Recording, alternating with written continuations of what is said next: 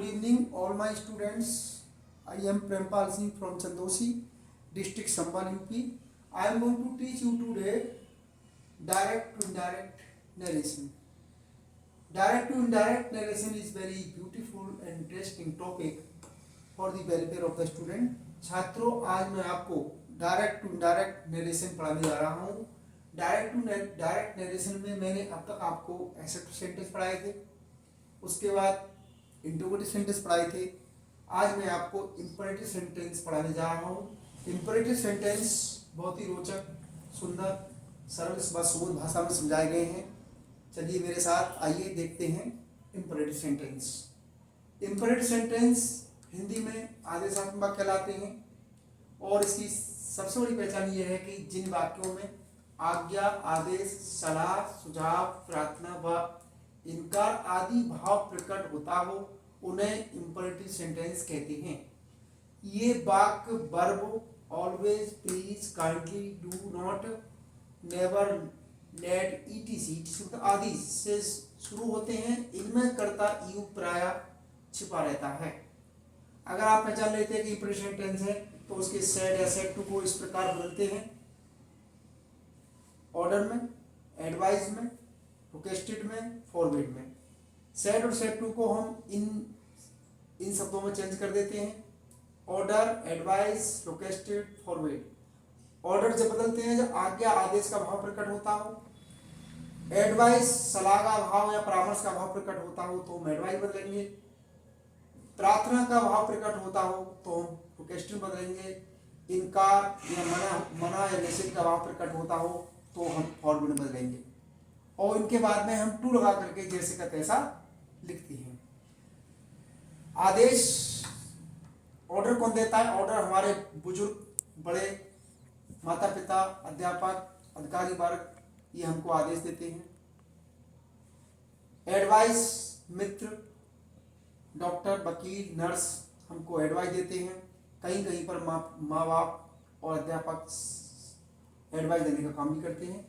Request छोटे बड़े सब करते हैं. इनकार कोई भी कर सकता है. तो देखते हैं sentence. The teacher said to the student go out at once. Inverted comma close कर देंगे. तो अध्यापक ने विद्यार्थी से कहा गो आउट एट वंस, तुरंत बाहर चले आइए. इसमें आदेश है तो सेड टू को ऑर्डर बदलेंगे. The teacher ordered the student to go out at once, फिर टू लगा देंगे. सेंटेंस नंबर 2 है I said to my father, मैंने अपने पिताजी से कहा, inverted comma begin, please give me some money, कृपया मुझे कुछ धन दे दो. तो पिताजी से हमेशा रिक्वेस्ट करते हैं हम, और प्ली लगने पर ही ये मान लें कि हम रिक्वेस्ट ही करते हैं. I requested my father to give me money, फिर stop. Sentence number 3 the doctor said to the patient, inverted comma begin, do not smoke now, inverted comma close. Doctor, वकील, नर्स ये सलाह देने का काम ही करते हैं हमेशा. डॉक्टर, नर्स, वकील हमेशा सलाह देते हैं. तो सेड टू को हम एडवाइस बदलेंगे. The doctor advise the patient, do not होता है नॉट टू बदल देते हैं, नॉट टू स्मोक देन, फिर स्टॉप. दूसरी तरह से भी बना सकते हैं ऐसे. अगर नेगेटिव वाक्य है तो उसे फॉरवर्ड का प्रयोग भी करके बना सकते हैं.